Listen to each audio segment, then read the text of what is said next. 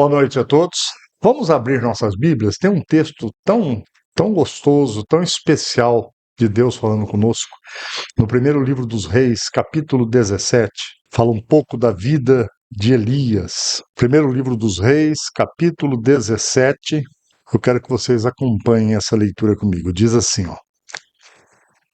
Elias, que era de Tisbe, em Gileade, disse ao rei Acabe: Tão certo como vive o Senhor, o Deus de Israel, a quem sirvo, não haverá orvalho nem chuva durante os próximos anos, até que eu ordene.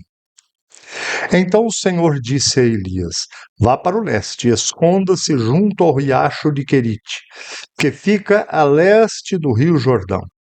Bebe água do riacho e coma o que os corvos lhe trouxerem, pois eu dei ordem para levarem alimento até você. Elias fez o que o Senhor ordenou e acampou junto ao riacho de Querite, a leste do Jordão. Os corvos lhe traziam pão e carne de manhã e à tarde, e ele bebia a água do riacho. Depois de algum tempo, porém, o riacho secou, pois não caía chuva em parte alguma da terra.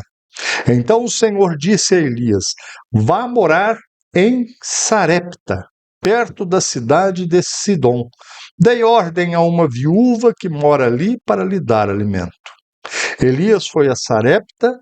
Quando chegou ao portão da cidade, viu uma viúva apanhando gravetos e lhe perguntou: Pode me dar um pouco de água para beber, por favor? Enquanto ela ia buscar a água, ele disse: Traga também um pedaço de pão. Mas ela respondeu: Tão certo como vive o Senhor seu Deus, não tenho um pedaço sequer de pão em casa. Tenho apenas um punhado de farinha que restou numa vasilha e um pouco de azeite no fundo do jarro. Estava apanhando alguns gravetos para preparar esta última refeição, e depois meu filho e eu morreremos. Elias, porém, disse: Não tenha medo, faça o que acabou de dizer, mas primeiro faça um pouco de pão para mim. Depois, use o resto para preparar uma refeição para você e seu filho. Pois assim diz o Senhor, Deus de Israel: sempre haverá farinha na vasilha e azeite no jarro, até o dia em que o Senhor enviar chuva. Ela fez conforme Elias disse. Assim Elias, a mulher e a família dela tiveram alimento para muitos dias. Sempre havia farinha na vasilha e azeite no jarro, exatamente como o Senhor tinha prometido por meio de Elias. Amém. Vamos orar. Senhor, nós queremos a bênção do Senhor em nossas vidas nesta noite por meio da tua palavra. Todos nós aqui estamos necessitados de ouvir a tua voz. Fala conosco, ensina nossos corações, dá-nos respostas que só o Senhor conhece. Nós te pedimos, meu Deus, para a tua honra e para a tua glória, em nome de Jesus. Amém. No tempo da seca é o tema que quero tratar hoje. Todos nós passamos por tempos de abundância, onde tudo vai bem, temos o recurso, às vezes temos estabilidade, a vida parece fluir bem. Mas a verdade é que a vida não é feita só desses tempos. Existem também momentos em que Deus permite a seca.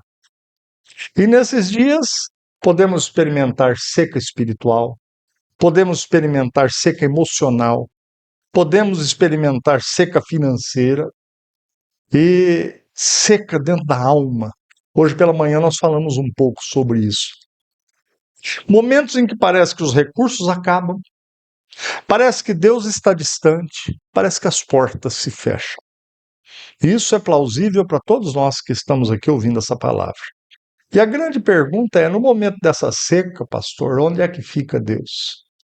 O que Deus faz? E eu quero que a gente tire pelo menos 3 grandes lições aqui para as nossas vidas da ação de Deus em um momento de seca mesmo, né, do tempo lá na vida de Elias e de todos os servos e servas de Deus. Em primeiro lugar, Deus usa a seca para despertar o seu povo. Diz o versículo de número 1: Tão certo como vive o Senhor, o Deus de Israel a quem sirvo, não haverá orvalho nem chuva durante os próximos anos, até que eu ordene. A palavra que Elias traz para aquelas pessoas de Israel é: não vai chover e nem vai cair orvalho. Gente, vocês sabem que toda noite cai orvalho, né? Se você observar, as plantas amanhecem molhadinhas. Já é uma grande bênção de Deus.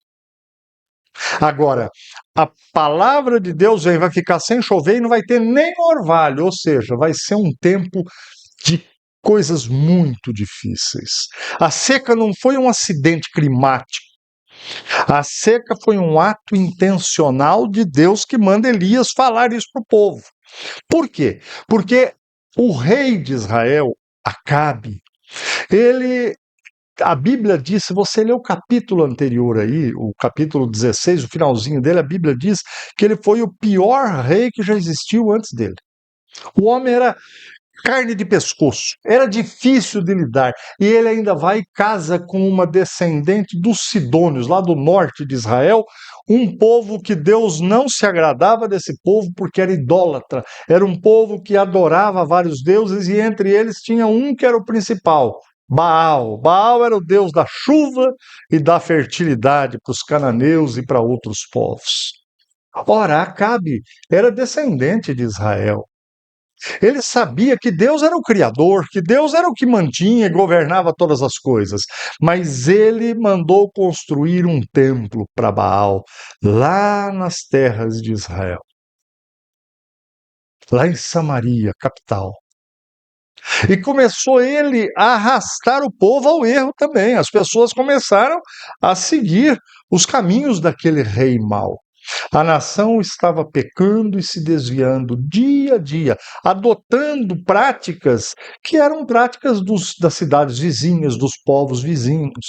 O povo começou a beber, o povo começou a festar, como dizem por aí, sem freio de nada, a viver como queria. O anúncio da grande seca era um aviso da parte de Deus. Foi uma maneira que Deus usou naquela situação para despertar aquelas pessoas. Eu não permito que o meu povo erre desta forma sem que eu fale nada. E aí, eu creio que cabe o primeiro ensino para nós nesta noite. Deus nunca vai deixar-nos desviar da vontade dele sem que nos mande um aviso muito claro. A voz de Deus se faz ouvir em momentos como estes na minha vida e na tua vida hoje também. Quando nós nos distanciamos da vontade de Deus, ou quando sabemos que devemos caminhar pelo caminho claro que Deus está mostrando e nós andamos pela esquerda ou pela direita, ou próximo do caminho, mas nunca no caminho. Deus, ele se comunica conosco. Ele usa um pregador, ele usa uma criança, ele usa você quando está lendo a tua Bíblia. Deus deixa claro, isso daqui você está fazendo errado.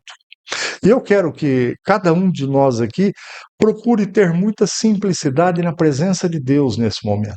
Em relação ao que Deus tem falado com você, ao que Deus tem batido, a seca que Deus talvez tenha levado até você para te despertar. Eu já acho maravilhoso demais Deus falar conosco. Eu acho muito grandioso Deus conhecer o Janderson. Ele é o Deus Criador. Ele é o Deus que governa todo esse universo. E ele sabe quem eu sou. Ele sabe quem você é. É claro, ele sabia quem era o profeta Elias. Ele sabe quem nós somos. Ele conhece-nos pelas particularidades. Mas nós temos que tomar cuidado nos nossos dias em relação às influências que estão perto de nós. Nós vivemos em meio a uma cultura relativista, que está relativizando todas as coisas. Tudo depende do gosto das pessoas, tudo depende da interpretação que as pessoas dão a isso ou aquilo. Tome cuidado com isso. Não dá para relativizar a palavra de Deus. A palavra de Deus é palavra de Deus. O ser humano tem que se adequar a ela, não ao contrário. Não é a palavra que tem que se adequar ao ser humano. Mas também os valores distorcidos entre nós. Você quer ter uma vida equilibrada socialmente? Você quer ter uma vida equilibrada nos seus relacionamentos? Considere os valores que a palavra de Deus nos traz. Você vai ter o maior e melhor equilíbrio que você pode ter na vida em todos os aspectos. Talvez até diante de algo que tem sido aí uma dificuldade para você. Nem tudo que parece normal é saudável espiritualmente. Essa semana passada eu fui à médica, a oftalmologista. Eu sou diabético e aí ela me alertou lá para algumas situações. Olha, pastor, o senhor tem que tomar cuidado. Ela falou, e eu falei, pois é, a senhora está falando que eu posso ficar cego? Ela falou, pode. E eu confesso a vocês que não foi agradável. Mas eu tenho me cuidado e vou tentar me cuidar mais. Assim como na saúde física, às vezes a gente faz coisas na nossa vida espiritualmente que nos afetam desse jeito. E o que Deus está falando para nós nessa noite é: busque uma vida de equilíbrio. Tome cuidado com as coisas que você tem feito. Mas, em segundo lugar, Deus sustenta nos dias da aflição. Diz o texto: vá para o leste e esconda-se junto ao riacho de Querite. Para uma linguagem para hoje, assim, era um corguinho um pouco melhor, né, o tal do riacho de Querite aqui. Ele fica a leste do Rio Jordão. Beba água do riacho e coma o que os corvos lhe trouxerem. Deus nunca deixa a gente sem direção quando ele está agindo, gente. É claro que as coisas podem ficar um pouco estranhas, eu acho estranho. Falar que é para a gente ficar perto de um riacho, de um córrego, e ainda ter que comer comida que os corvos traz para a gente. 2 vezes ao dia. Era até uma dieta boa, né? Mas eu talvez tivesse perguntado se eu fosse Elias, mas senhor, não tem uma conveniência por aí não, para ficar perto, buscar lá umas coisinhas. É porque às vezes, no agir de Deus, as coisas podem parecer estranhas, como a gente em um dado momento da vida fala, mas eu estou indo à igreja, eu sirvo ao meu Deus, eu leio sua palavra, eu oro, mas eu tenho passado por tanta dificuldade, Senhor. Tenha calma. Deus está agindo, e quando Ele está agindo, Ele não abandona a gente, nunca. Deus nunca deixa a gente sem direção. Vá para o leste. Como eu disse, um afluente lá do Rio Jordão, um córregozinho, né?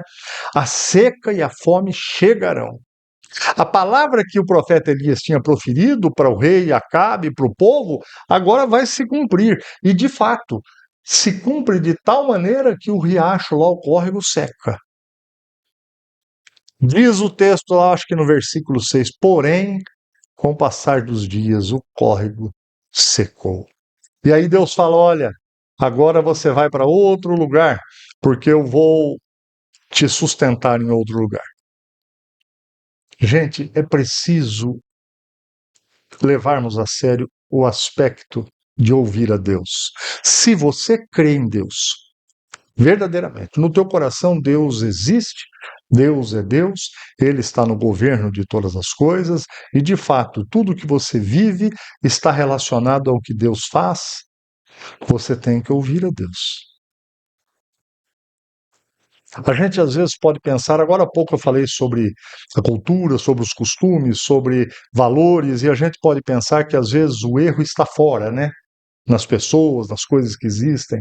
Isso pode até nos fazer mal, mas o pior mal é o que está dentro da gente. Às vezes a gente escuta a palavra de Deus, lê a palavra de Deus, mas não quer obedecer, não quer atender, não quer cumprir. O que é que está claro para você na palavra de Deus e você tem distanciado na prática da tua vida? É disso que Deus está falando agora comigo e com você. O que tem estado distante entre o que existe na palavra de Deus e o que você pratica na tua vida? Tem alguma coisa? Pastor, eu não tenho, graças a Deus. Louvado seja Deus. Que bom, você está numa caminhada boa. Pastor, eu tenho. Reflita sobre isso, coloque sua vida diante de Deus e corrija isso. Corrija falando com Deus. Senhor, a partir de hoje farei desta forma. A vida com Deus ela também nos traz aflições. Traz.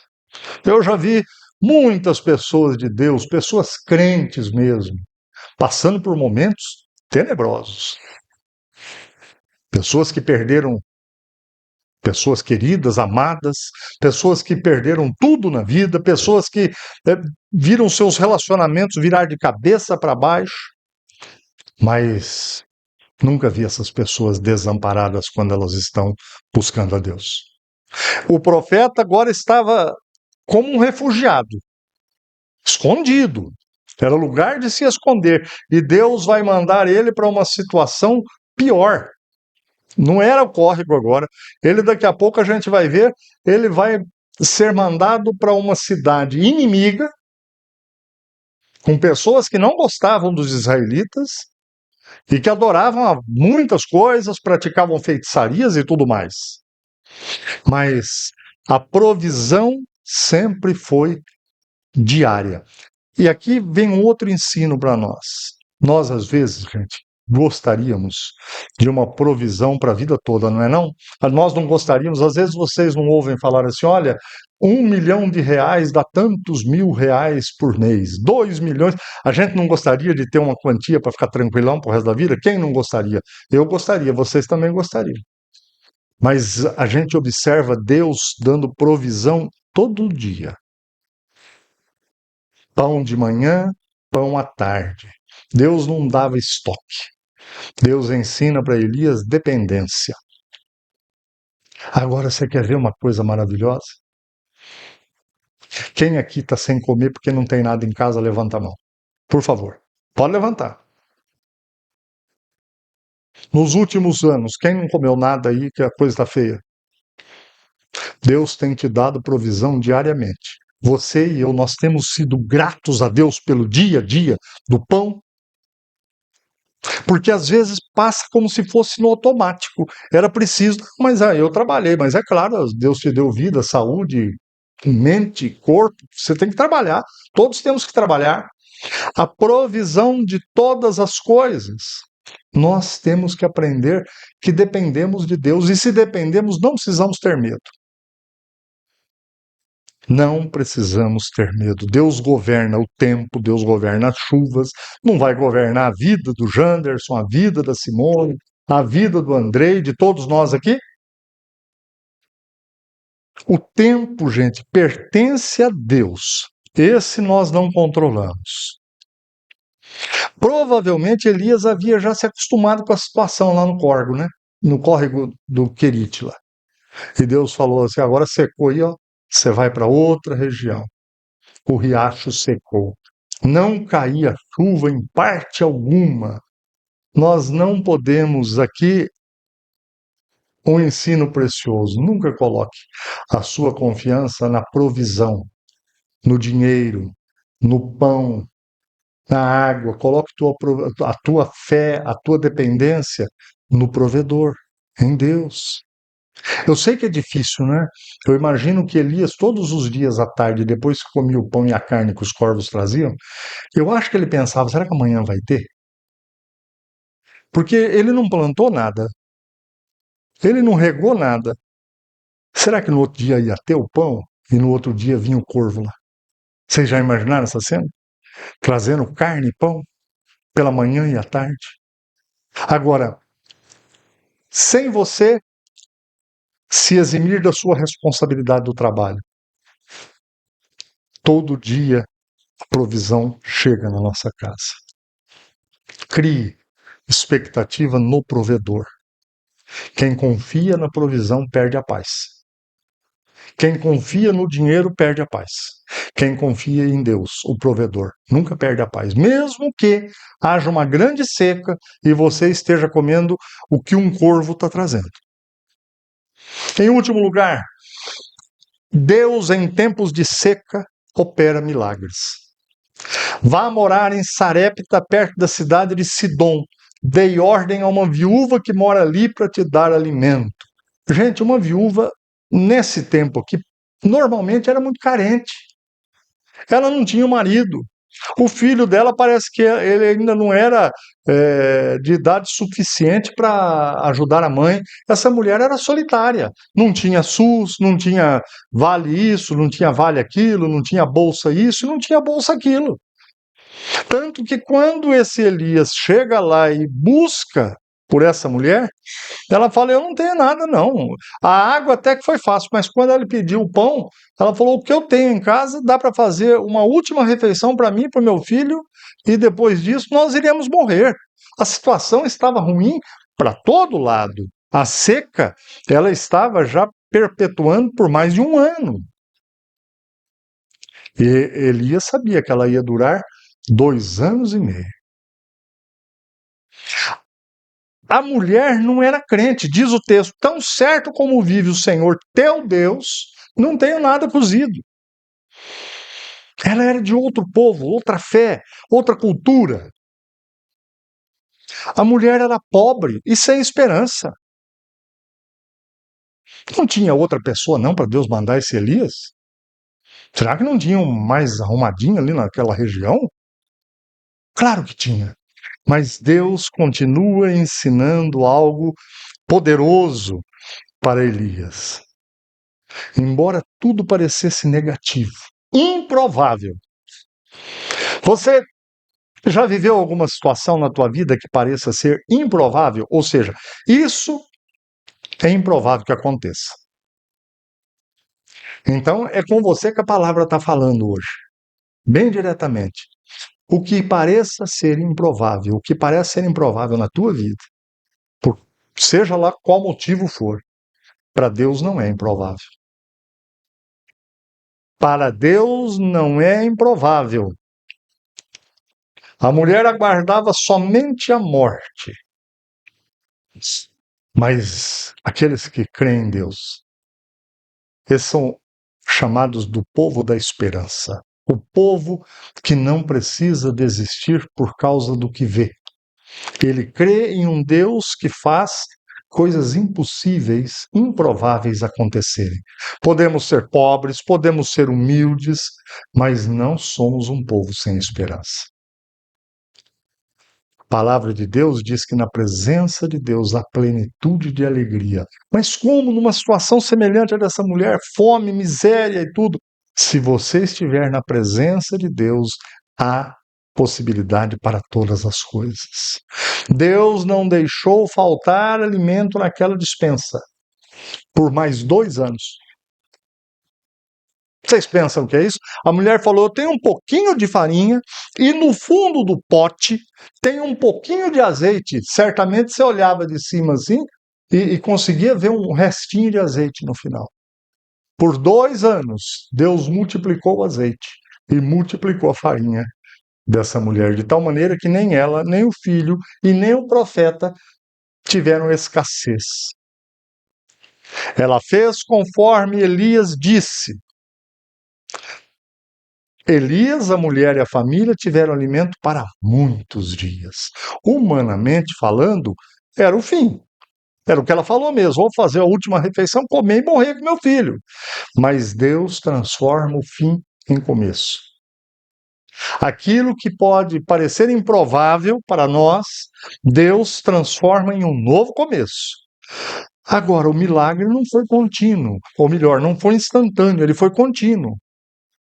Deus não botou lá 50 jarros de azeite e 100 sacos de farinha, mas todo dia tinha suficiência. Creia na suficiência de Deus. Ele é Deus para fazer do jeito que ele quer, mas você deve depositar a confiança naquilo que Deus faz. Elias não falou aquilo da boca para fora. Elias não falou o que ele queria falar. Elias, ele era um profeta, ele falou o que Deus mandou falar. E o que Deus mandou falar é a palavra de Deus, e o que Deus fala, Deus é fiel para cumprir. A palavra de Deus não falha, gente. A palavra de Deus se cumpre nos mínimos detalhes na vida de quem acredita, de quem crê. Agora, uma coisa a gente precisa aprender. Nós precisamos ser simples e verdadeiros diante de Deus. Eu vou explicar melhor o que é que eu quero dizer com simples e verdadeiro. O simples é você não se apresentar diante de Deus, nem para cultuar, nem para adorar e nem para orar, sendo outra pessoa.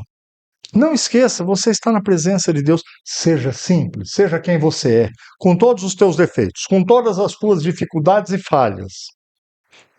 Agora, verdadeiro, realmente apresente a Deus o que você está vivendo, o que você está precisando, o que você está necessitando.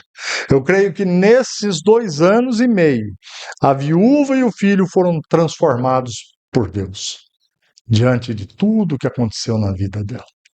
Agora vejam, uma mulher que não conhecia Deus, o filho não conhecia Deus, uma miséria extrema, igual a gente vê de vez em quando na televisão.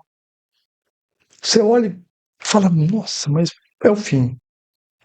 E essa mulher conhece o poder de Deus, agindo na vida dela de um modo como ela nunca tinha visto Baal e nada fazer nada, porque ela não conhecia Deus, mas quando a ação de Deus toca na vida dessa mulher, eu tenho certeza que essa mulher e o filho foram transformados. Da derrota e da miséria para uma vida de abundância, da miséria espiritual para a riqueza de uma vida diante do único Deus verdadeiro. Assim acontece até hoje. Deus é o mesmo, e Deus usa a minha vida, Deus usa a sua vida, Deus usa a minha experiência, a sua experiência, às vezes no tempo de seca, para mexer com outras vidas, para alcançar outras pessoas. Gente, nós precisamos despertar para o verdadeiro evangelho, que é vivido na simplicidade, na verdade diante de Deus, e é isso que agrada a Deus, e é isso que toca vidas e transforma as pessoas. Deus é o mesmo hoje, é o mesmo que fez esse sinal lá naquela região de Sarepta. É o que falou por um corvo: leva comida para o meu profeta. Todo dia, tinha hora, era um delivery. O negócio era sério. Delivery, não precisava nem falar, mas está demorando, não. O Elias não precisava nem mandar o WhatsApp para lá, não. Estava lá o corvo na hora certa. É Deus que faz isso. Que ser humano que faz isso? Quem pode multiplicar azeite e farinha 2 anos e meio? É, 2 anos e meio.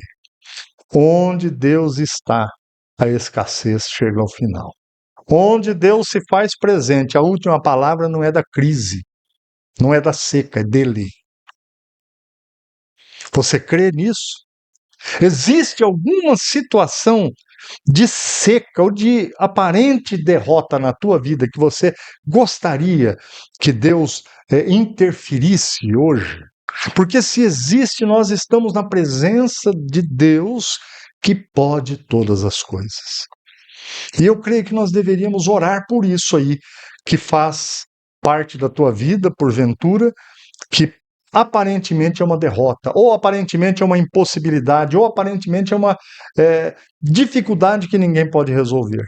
Eu acho que é o dia, é o momento exato de colocarmos na presença de Deus. Se você tem algo assim, fica em pé. Vamos orar por esse motivo. No teu coração que Deus conhece. Eu gosto de aproveitar as oportunidades que Deus traz até nós. Aquela mulher acreditou. A hora que Elias falou, olha, faz lá o meu pão, que não vai faltar nada para o teu filho e nem para você. E a palavra de Deus se cumpriu. Se o que eu estou falando aqui hoje é palavra de Deus, não há dificuldade que Deus não possa mudar na tua vida, nem na minha. Vamos orar. Senhor, nós temos sido guardados por Ti, cuidados pelo Senhor.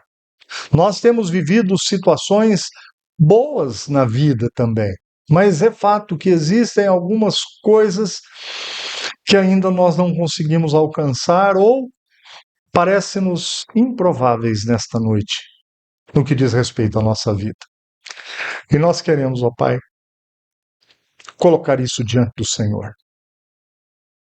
Na expectativa de Elias, lá no passado, junto com esta viúva e seu filho. Pai, Tu tens todo o poder, Tu tens os desígnios eternos, Tu tens a possibilidade que, por uma palavra Tua, as coisas podem ser transformadas nas nossas vidas. Meu Deus, as pessoas estão em pé na tua presença. Elas não estão em pé na presença de pastor, nada. Eu estou em pé na tua presença, o Senhor conhece minha vida. O Senhor conhece a vida de cada um aqui. Ó meu Deus, manifesta o teu poder, a tua glória, naquilo que te agrada, para que esta impossibilidade apresentada ao Senhor nessa noite se torne possível, se torne verdade, se torne algo que a gente possa ver, enxergar e tocar. Nós pedimos isto em nome de Jesus. Amém.